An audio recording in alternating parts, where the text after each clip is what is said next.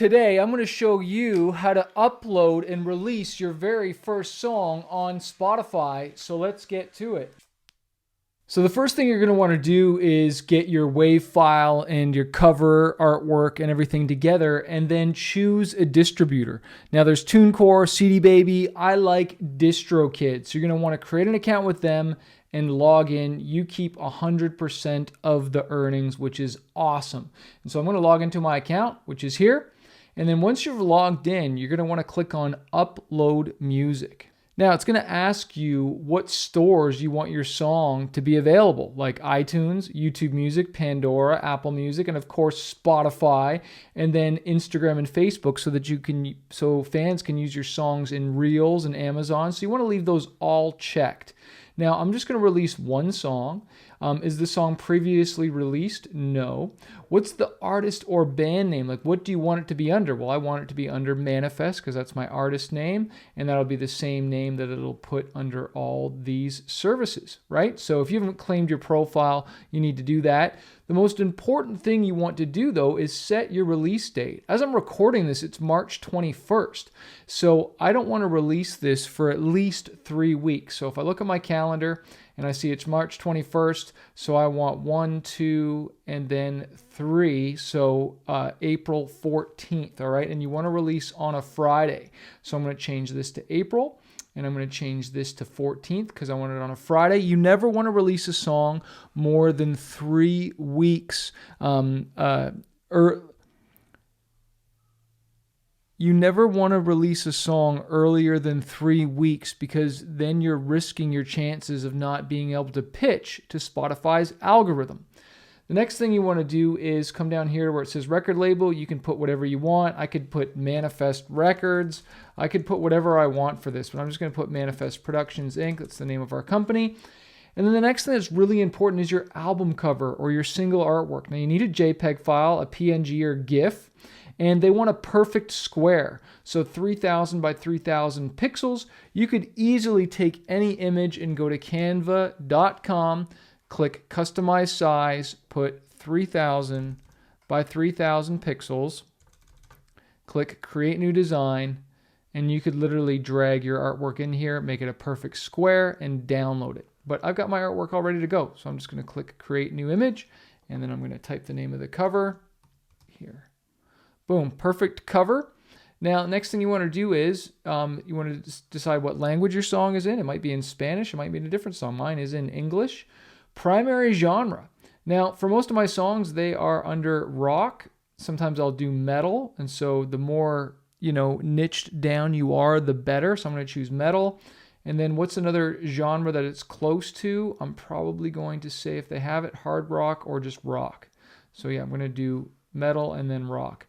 What's the song title for this one? It is Words Are Weapons. And then add a featured artist. Now, what's really interesting here is if it's just a regular featured artist and not a primary artist feature, you would check this.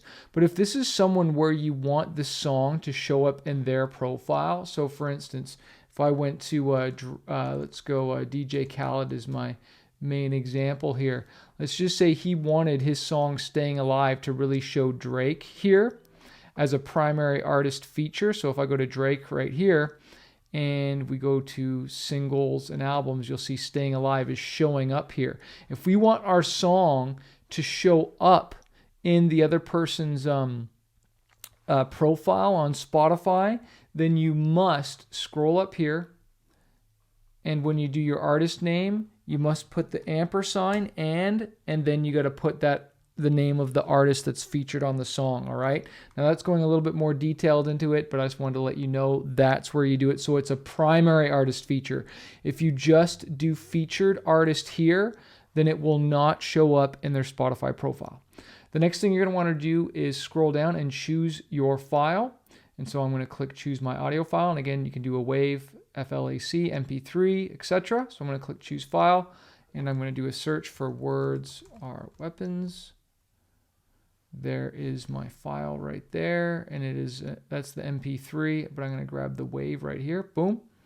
And sometimes you might have already released the song, like you might be re-releasing a song, and you want to make sure that it's got all the playlists and stuff, then you would click already got an ISRC code, and then you would copy and paste the number. But I don't, because look, it says if you don't know what this means, just leave it blank and one will be generated for you. So I always leave it blank and they generate it for me. I don't mess with any of this stuff. Songwriter, I wrote this song or manage this songwriter. So this is an original song. Who are the songwriters? I'm going to put me, Chris Greenwood. And then I'm going to scroll down. Explicit lyrics, no. Is this a radio edit? No. Instrumental? No. Sometimes I do release instrumentals. And then I normally, for the preview clip, I let streaming services decide which part. And then you set your track price.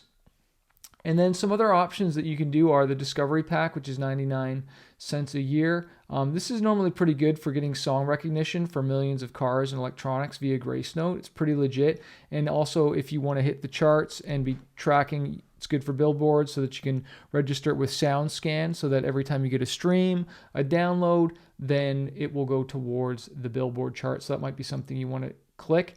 This is really, really important, YouTube Content ID. I normally do this for all my songs so that when someone uses my song in their video on YouTube, then it puts a claim on it. So for instance, one of my biggest songs is Impossible. So if I type Impossible Manifest, all right, you can see here, this is my channel, which 2.8 million views, this one here. But look at this one. Somebody uploaded this to their channel and it's got 7 million views. Somebody uploaded my video or my song on their video, 16 million views. Doing this YouTube Content ID makes sure that they put a claim and that you get paid for when someone is using your music. Super important. You just got to make sure that you check all these boxes and that it's all like legit. It's your stuff. Scroll down, boom, boom.